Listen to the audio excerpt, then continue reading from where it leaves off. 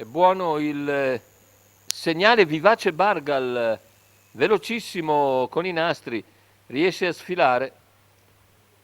Ora al suo attacco c'è Vaumar. Vivace Bargal lascia sfilare Vaumar che va con decisione al comando dopo 200 metri di gara. Estremamente deciso Emanuele Ossani a portarsi su Vivace Bargal che poi sposta nuovamente e va a rilevarlo al comando dopo 400 metri di gara. Terza posizione per Tomè dei Greppi, in quarta invece Minta Broline, mentre all'esterno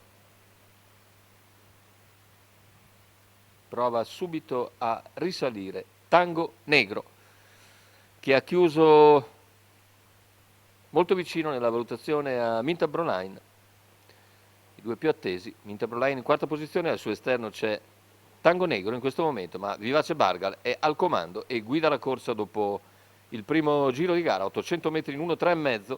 Tango Negro risale gradualmente e si trascina Laios Cella. Lungo la corda seguono Vaumar e Tomè dei Greppi davanti a Minta Broline. Vedete Antonio Velotti con Vivace Bargal che completa il chilometro in 1,19,6.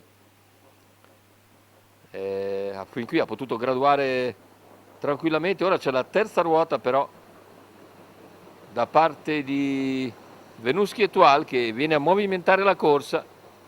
Tango Negro rimane però al suo interno, ovviamente senza farsi sfilare. Venuschi insiste nella sua progressione decisa a lato di Tango Negro, mentre lungo la corda Vaumar fatica a tenere il contatto sull'allungo di Vivace Bargal che a 500 dalla conclusione è inseguito sempre da Vaumar che si riprende, mentre Tango Negro appare un po' in difficoltà e c'è il tentativo ora di Rotocat, mentre anche Laios Cella non riesce a progredire. E intanto ha preso vantaggio Vivace Bargal nei confronti di Vaumar, poi Rotocat, completamento della piegata, ingresso in addirittura d'arrivo con Vivace Bargal nettamente in vantaggio nel finale. Vivace Bargal in grado di controllare agevolmente e di vincere su Vaumar.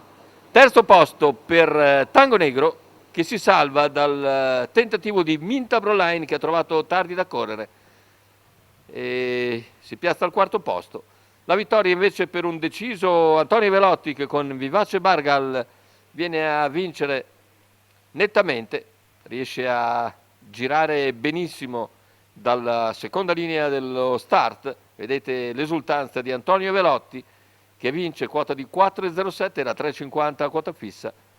Antonio Velotti la pacca sulla schiena del cavallo, come del resto fa Emanuele Ossani con Vaumar che è secondo. Al terzo chiude ancora Tango Negro, al quarto uno sfortunato Minta Broline che precede Rotocat. È tutto per questo convegno di corse per l'anno 2020 per quanto riguarda l'ippodromo Arcoveggio. L'appuntamento comunque è per domani, prima giornata del nuovo anno. Ovviamente a tutti i più cordiali auguri di fine e inizio anno.